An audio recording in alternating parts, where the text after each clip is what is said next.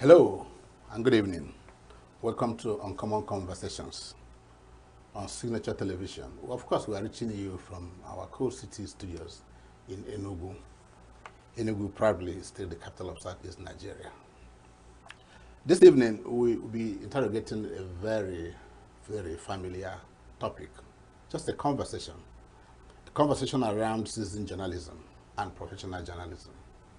As a young man growing up, I looked forward to working on radio, on television, and writing for the newspapers. And so I had to take a degree, a second degree and a PhD in mass communication, just to prepare myself to be a professional journalist. And many of my colleagues have also done that. And those who didn't go to a formal university went something like Times Training Institutes, the NTA stations, and the like. Some even did correspondence courses to qualify as one. Suddenly, there's a burst of technology, social media, and all that. And there emerged citizens journalists. Everybody from the comfort of their homes, once they have a smartphone, they qualify as journalists. And that's what the people call citizen journalists. And so the media space is awash with all manner of stories, the good, the bad, and the ugly. And that's why this evening, we're going to have a bold look at our profession.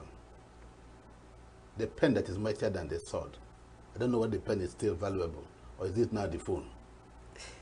And so to have this conversation with me, which of course is uncommon, is no other person than the landlord of journalists in ENUGU. He's a comrade and is the chairman of the ENUG, ENUGU State. Comrade Sam Udekwe. Chairman, good evening. Thank you. Welcome to Signature Television. All right, thank you. This is your first? Yeah, of course. I'm appending my signature today. Okay, it will be your last. This is the first of many such visits. Yeah, thank you. Because you are our boss. Of course, you listened to my background story. Citizen journalists and professional journalists. I'm one, you are one. And so, how do you make a distinction between the citizen journalists and the professional journalists? All right, thank you. It's as clear as their names sound. The sound of their names is, this is citizen journalist, this is professional journalist. Well, first of all, you are a citizen before a professional.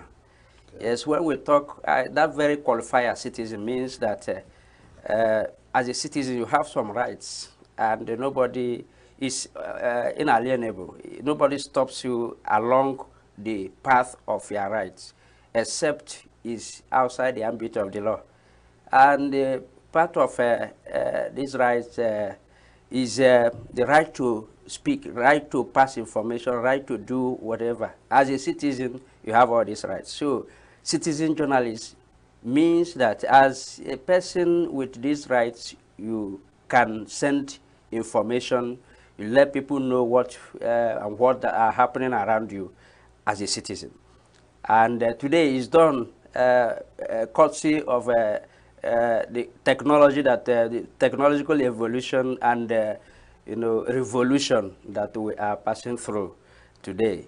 You have phone, you have all manner of gadgets, and you can do whatever that happens around you. The next second, split of second, is in America via your passage of information. So that's when we are talking about citizen journalists. Then professional journalists, the one you know, conventionally, people who are in the practice, formally engaged to do certain work of, information dissemination, especially, especially using the mass media. So then you are a professional journalist. It does not stop there. In the past, when professionals were yet to be churned out in the society, people with rare talents in storytelling, but must be brilliant naturally, were engaged in this practice of information dissemination via mass media. All these people that fall within that class were the journalists. They did not necessarily pass through the training, the academic training as journalists as we have today. So these, but formally engaged in it, this is their trade. Then they were these professional journalists. But today, as via educational evolution, today courses have been split out for people to undertake in formal university and other institutions of higher learning. And in this training, they are taught how these things are done formally, more than what used to be just raw talent of human beings that could do certain things. But this time around, from the talent, you are trained to become a journalist. Then you are a professional journalist. So from what I have explained, in the past, professional journalists were not necessarily those who passed through the academic training in that area of trade, that is journalism. Today, in schools, journalism is learned. Mass communication, journalism, trade, all related courses in that area of mass media practice. So today. Okay, I have a challenge. In the course of Call of Duty, you come across men and women who are good writers, who are good essayists.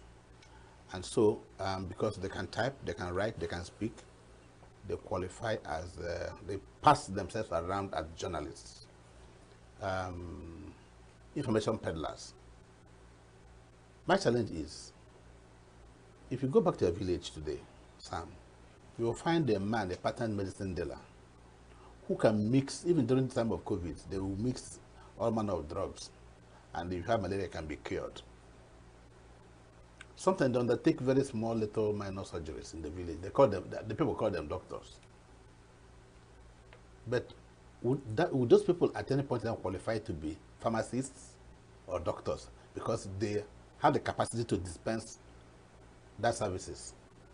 And if the answer is no, then because you can write, you can pass information, does that make one a journalist?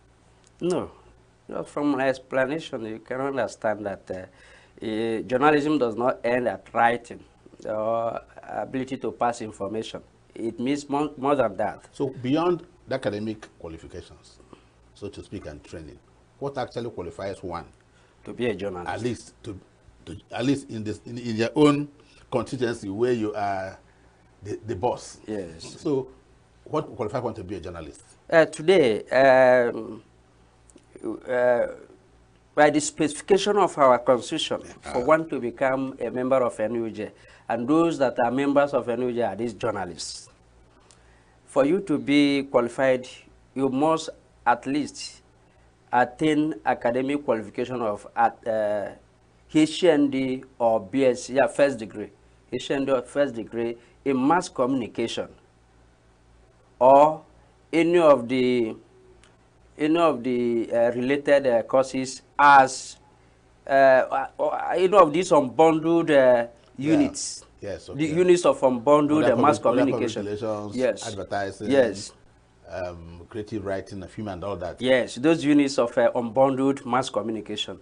If you have at least HND or BSc at least, you can be, in addition to practicing, in addition to being engaged in a mass medium where you do this job. One thing about journalism is not that, it's not just read.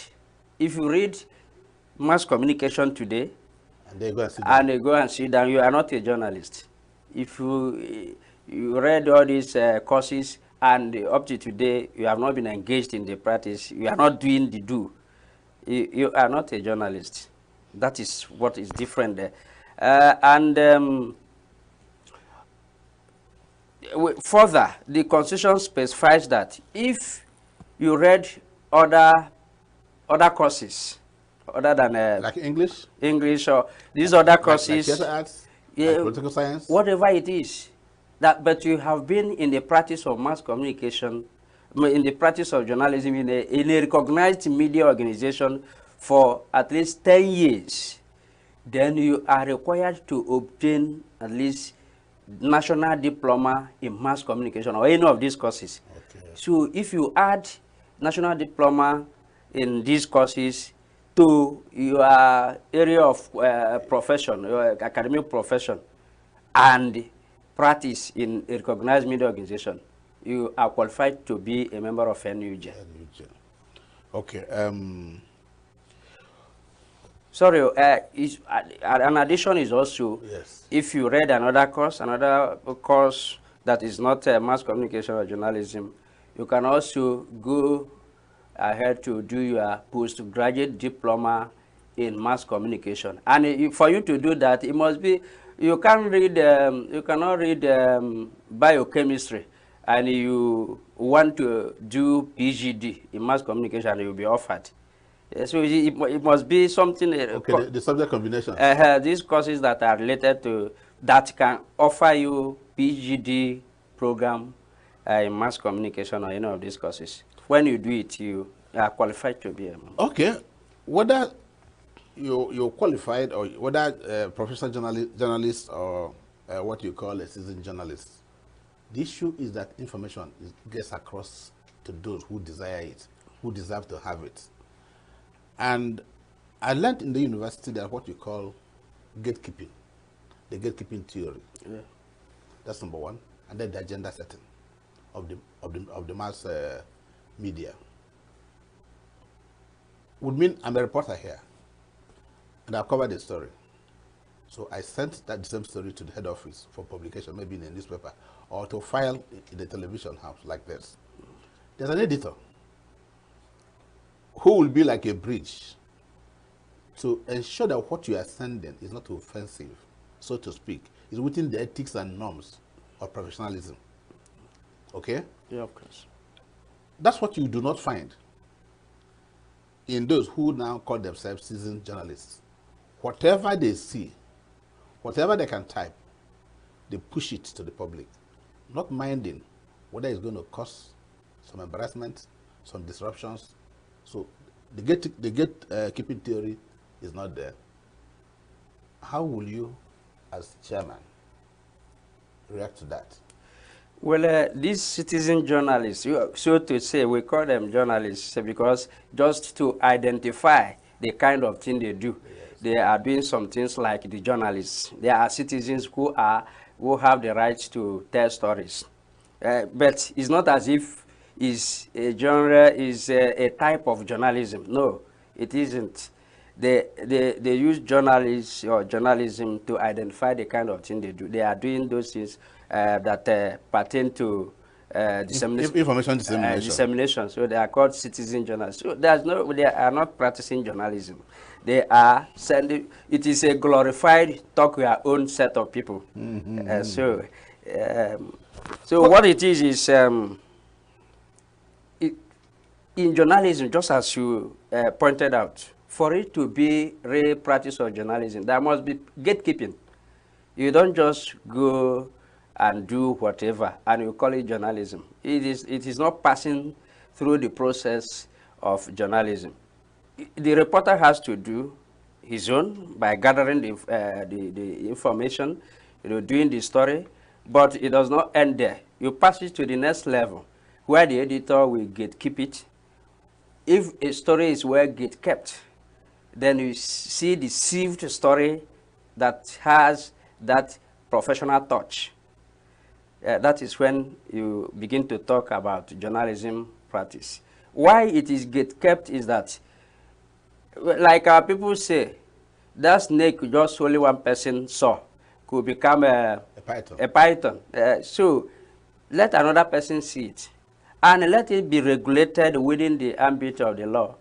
The professional ethics, the do's and don'ts, so all these things must be considered for it to be a real journalistic piece. That is why that gatekeeping is there. But these ones we are talking about, that we add journalism, citizen journalism, is when somebody wants to, because of the availability of these technologies, you can send, just like somebody is sending SMS, you know, then you have seen somebody around, you capture it, you put it on air, you know, online, and people begin to see it. Yeah, and you ask the question, what to do about it, what we are doing about it. Yes, we have been able to sensitize people to know the A from the B, that the ones that are from our people, the journalists. And that's why we are not relenting. It's not as if we are going to join the bandwagon of social media activities by doing whatever. So because you are a journalist, and these technologies are also available to you, so you can, you do well to make use of these technologies using the professional, process of doing dissemination of information. And that's why today we have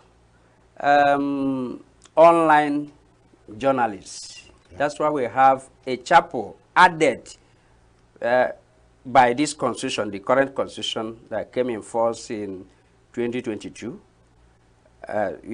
January 2023, to be precise, was signed. Today, online practitioners that are journalists are members of ENUGU. Okay.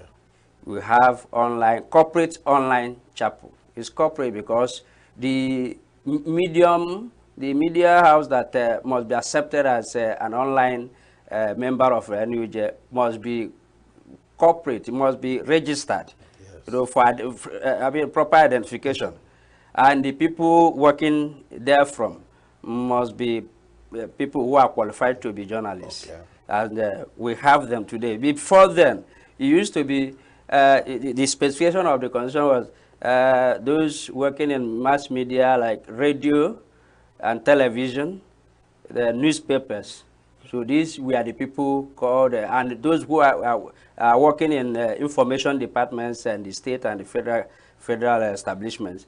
But today, online is there, and we want to own it. Because when it is about information dissemination, it should be journalism. It should pass through the process of mass media practice. You understand? Yes, I do. That it be not left in the hands of people who do not know the meaning of what they have done. You understand? You do something, you don't know the theory behind it. You understand? That's why the difference between the professionals and the intruders. So you know the theory behind whatever you have done as a professional.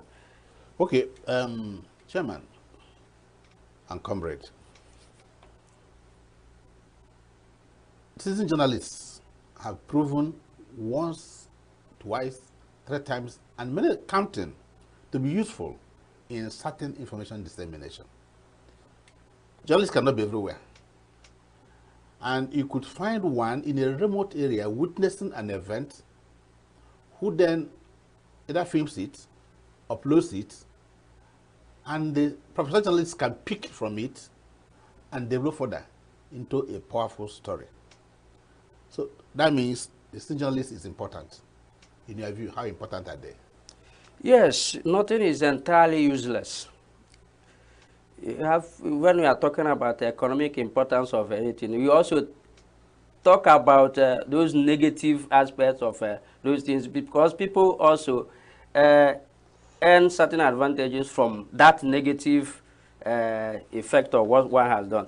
So, but in citizen journalism, much as they do it indiscriminately, you can sieve out certain things that are very useful. Just as you have said, if a story, not well modified is sent by a citizen journalist, as we call them, and you run into that story, it's a message, it's an information. You were not there when it happened. You can elicit further investigation. Yes, so it behoves you to look at it very well. You investigate. Today we have certain applications we use to find out the veracity of any story. Fact checking. Fact checking, you understand. So as a trained journalist, you also know this. for you to start using the raw thing you saw on the online, you have to use this mechanism to find out whether. So it is useful.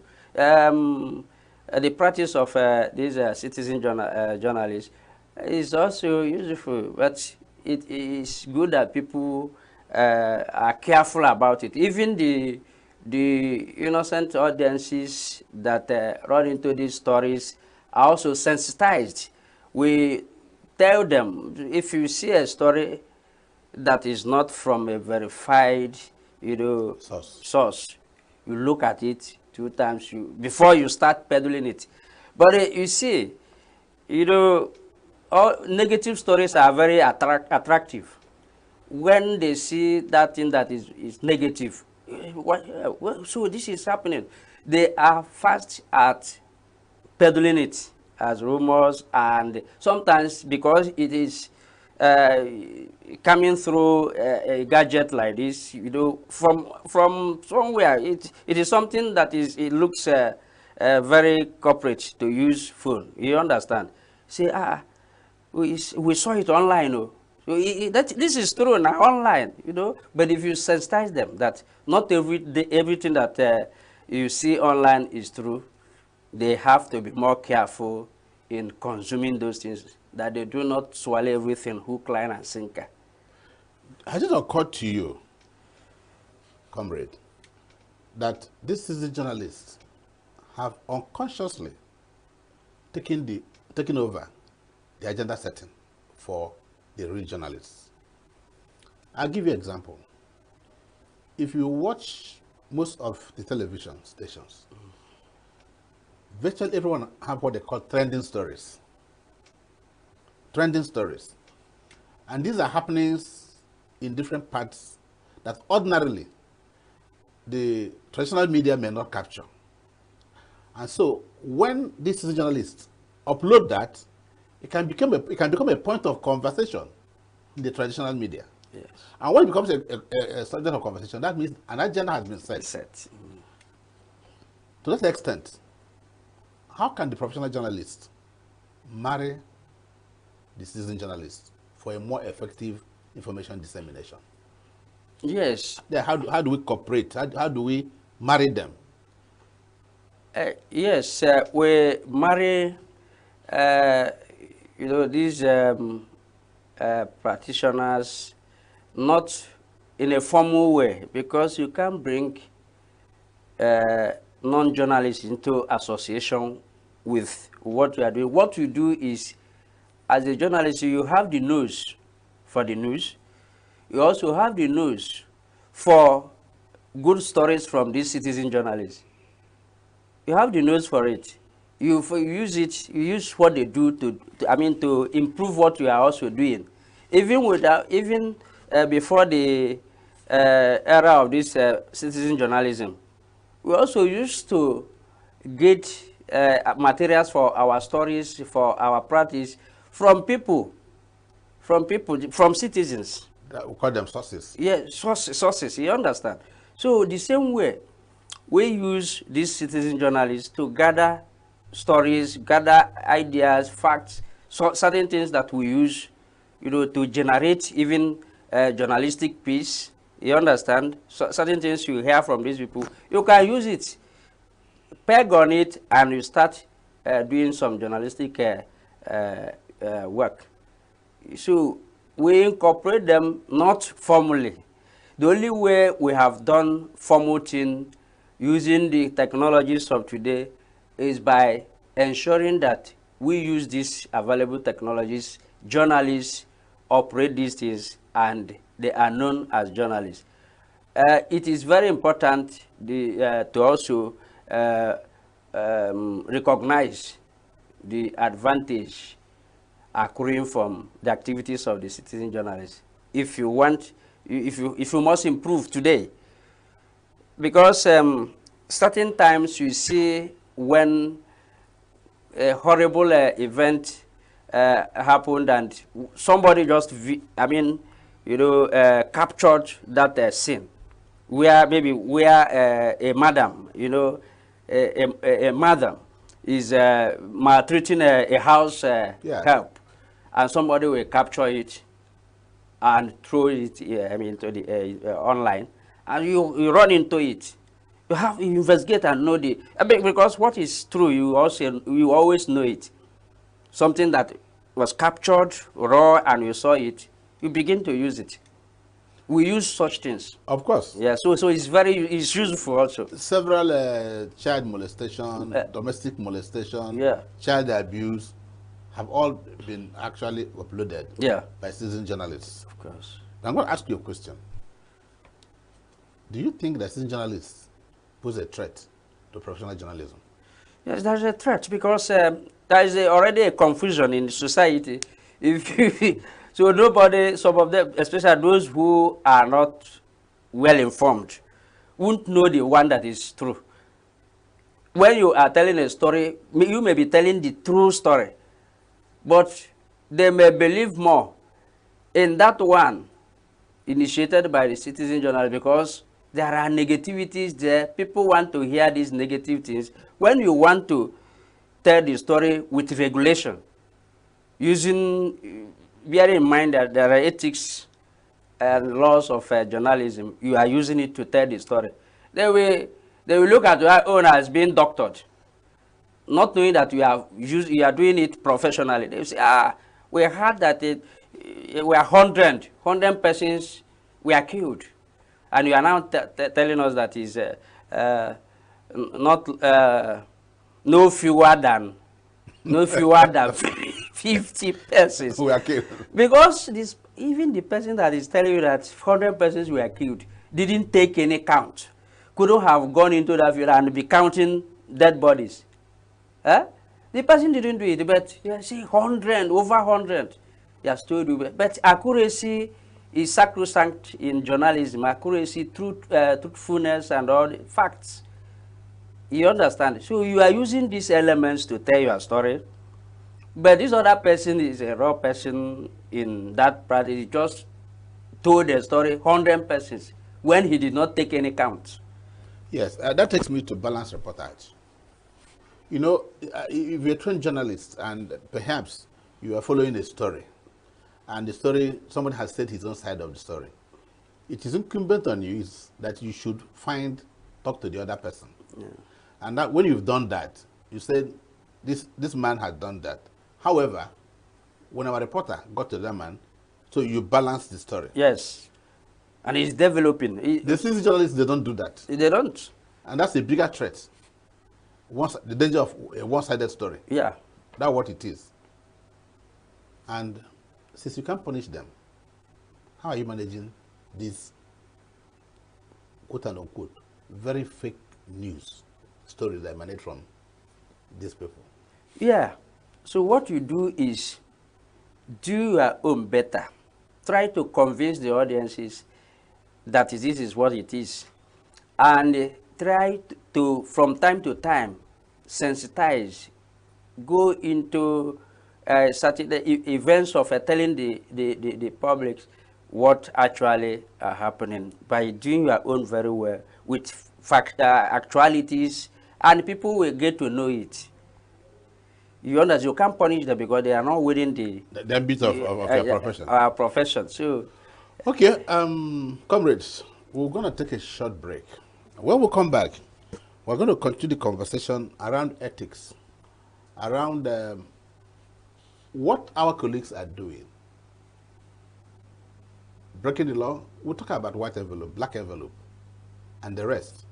Those things that bring our profession to a little kind of disrepute. So don't go anywhere. We'll be back shortly.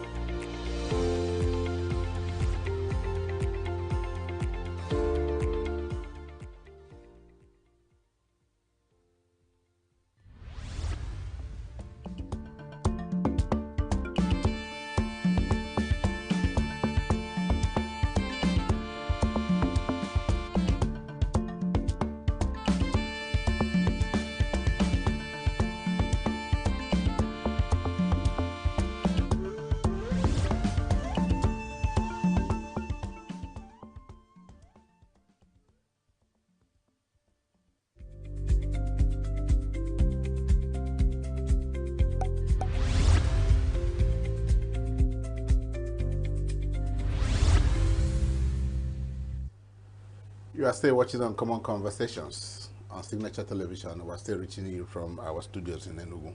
And of course, my guest is still Comrade Sam Udekwe, Chairman ENUG, ENUGU State. Comrade, shortly before we went on break, I made a banter.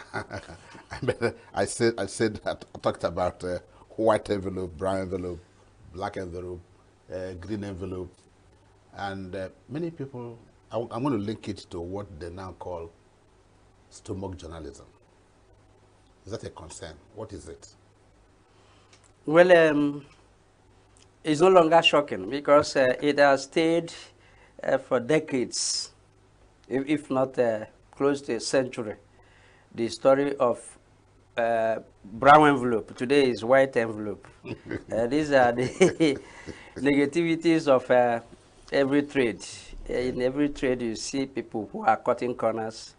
If you come into the proper trade, you see people who are dealing in their products very well. But you see smugglers also. So in journalism, you have such people who, even when you think those people are well trained and well seasoned, you know, the temptation of doing those wrong things still subsist among our people. And that is what when we are talking about people who are predisposed to making money out of it, not doing it the way it should be for them, I mean, to wait for the proceeds of a good job. But they are prepared, they have prepared mind to go and get money. And when they get there, you see people even moving around to see the people that are, you know, in charge of this event that will grease their palms at the end of the day. And that's when you see people after covering a story, covering an event, they still wait around to say, "Okay, we are going," you know. I say, as if anybody had told you that you won't go until you take an excuse from me before. How much of a concern is that to you? It is. How much of a concern? It is horrible. We have been dealing with it the way our predecessors, people who have been there before us, have been doing it. But you see, but it is getting better. It's getting better. You want me to believe that? Because people are now, those professionals now, because of their integrity, sometimes they get shocked when they remember that maybe am I not bigger than this? Yes. But in those days, when people were not thinking about integrity, it was worse. It was more open those days than now. But another thing that has heightened it today is the impoverishment of these journalists. The various media houses they are working for are not helping matters. Because you see most of these, many of these are colleagues that are not on salaries. They are not paid. Especially, okay, let me not particularize it. No, don't. So you see journalists who are just giving identity cards of those media houses to go and practice. Some people, derogatorily call it, this is your meal ticket. So that's survival of the fittest. Yes, so go out there, use this meal ticket as it were, to get what you eat. So when they go out there, knowing full well that they are not paid at the end of the month, what they do is to use that opportunity. Oga, while we are doing this story, please, Oga, you know, we are doing this story. Okay, it will be out tomorrow. You will hear it.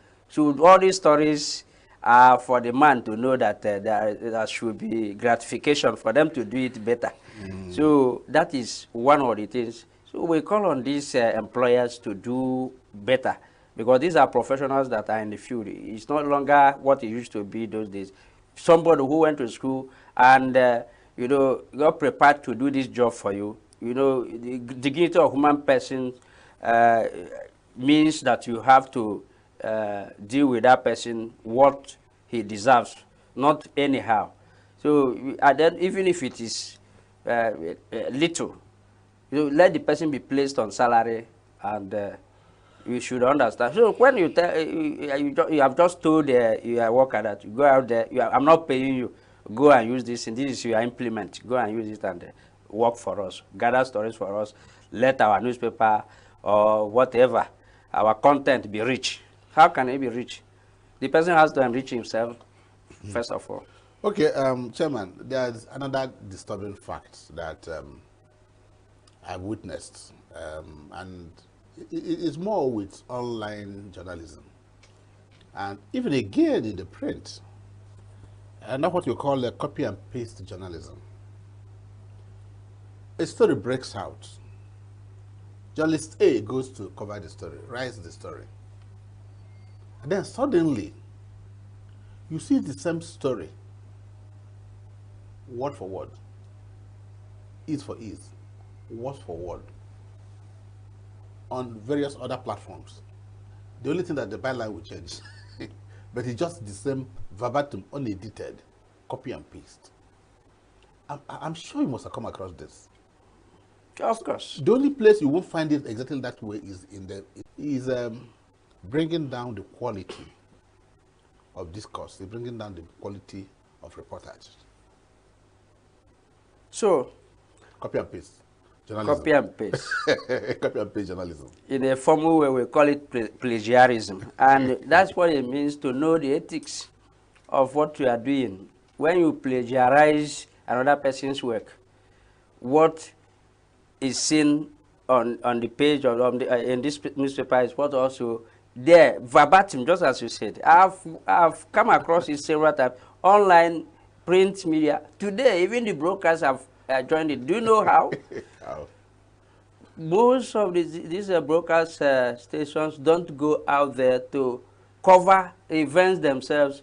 They go online, Copy. surf, and then get the story, then look for matching. No, but some stories are generic.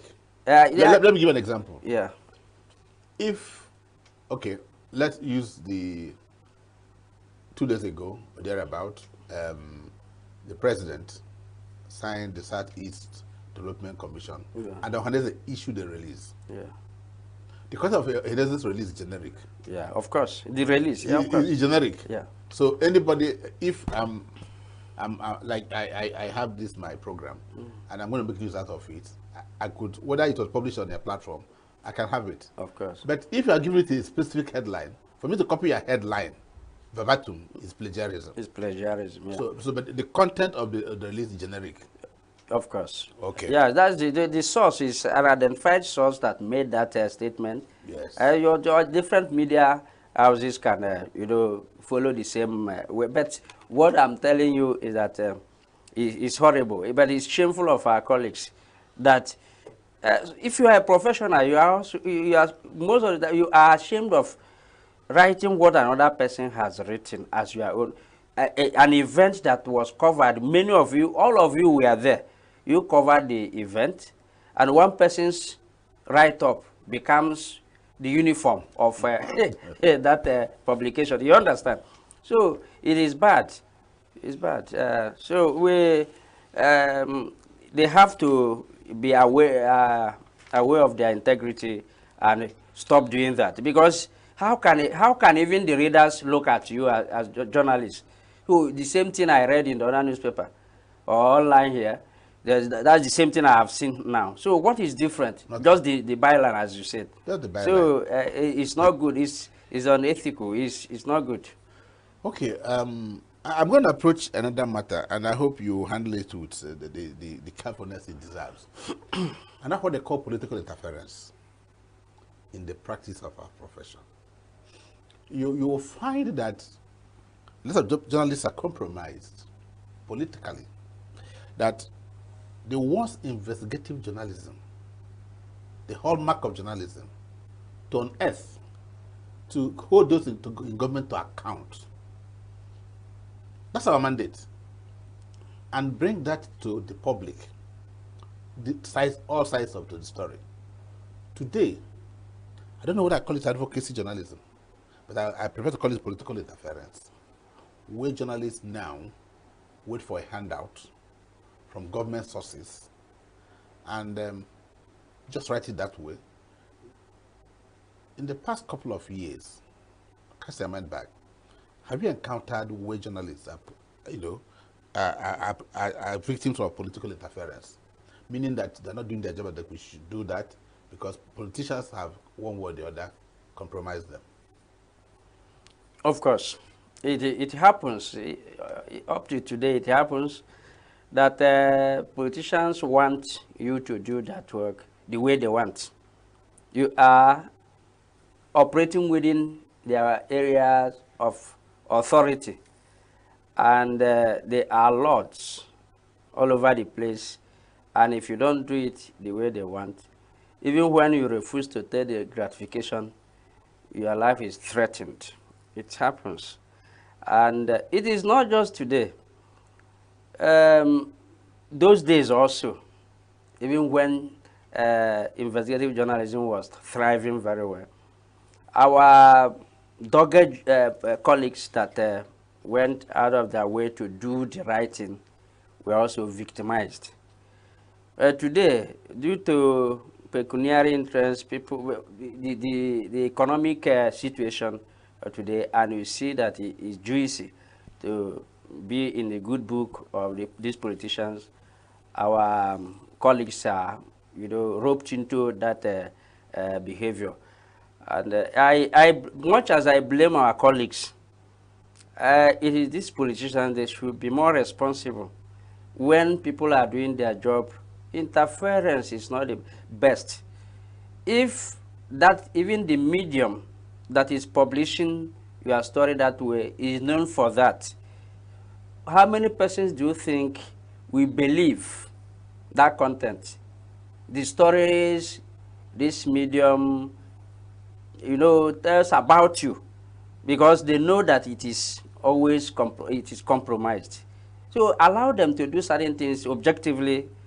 Sometimes when they do it, when your story is found there, they know that it's from a very nice media house, and they will believe what that story that is told about you.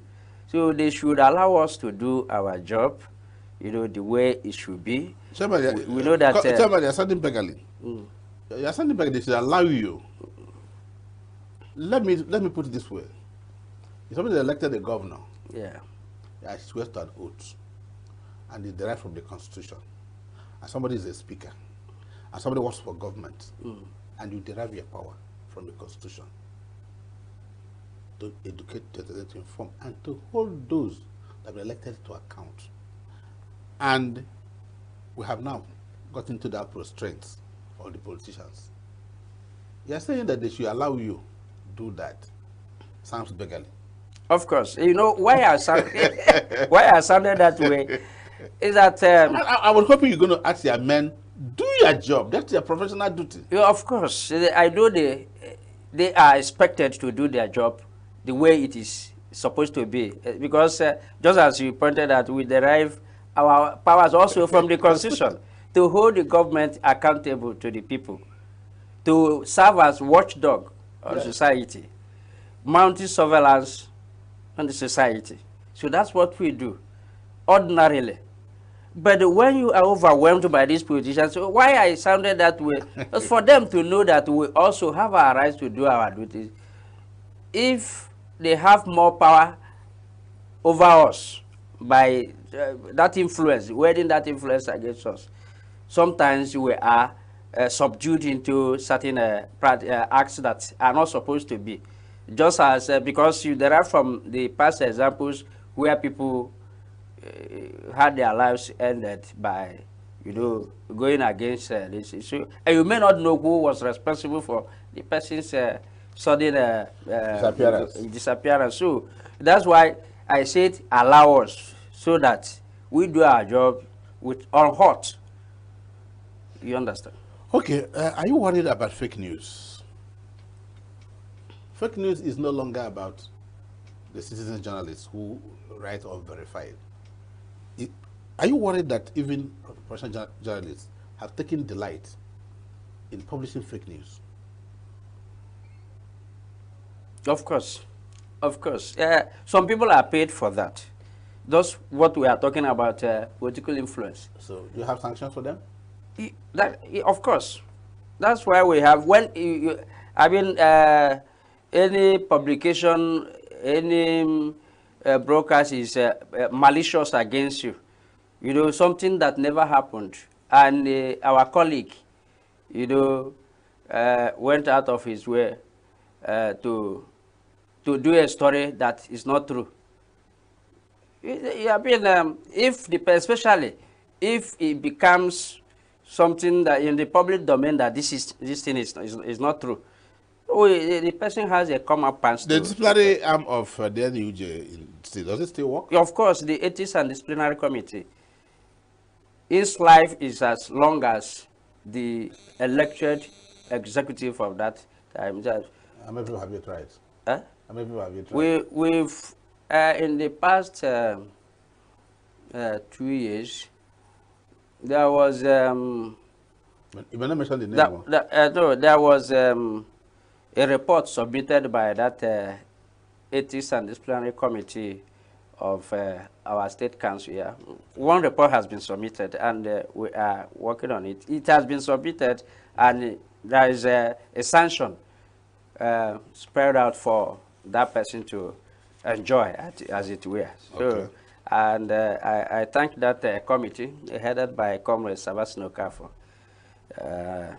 And that's what we do. When they remember that that thing is, sanction is waiting for them at the end of the day, all these unethical behaviors will reduce drastically. They don't go out there to do whatever they want. So we have all these things in place. Government stranglehold on broadcast organizations. Until I think that one court had just said that the Broadcasting Commission has no right to impose sanctions. I do not know to what extent or that had been brought to your notice about very extraordinary sanctions that have been given to journalists doing their duties by the NBC. And what's your take as chairman of this stronghold? Either you do a story, government will threaten to revoke your license, pull down your houses. At the time it happened somewhere in your state. Okay? We've not really have it around here, but it's a concern that when you do a credible story, I know one journalist here some time ago, I won't mention names, that did a certain story about cholera in a state, and and the power that be there said he was exposing the state to ridicule. But there was cholera.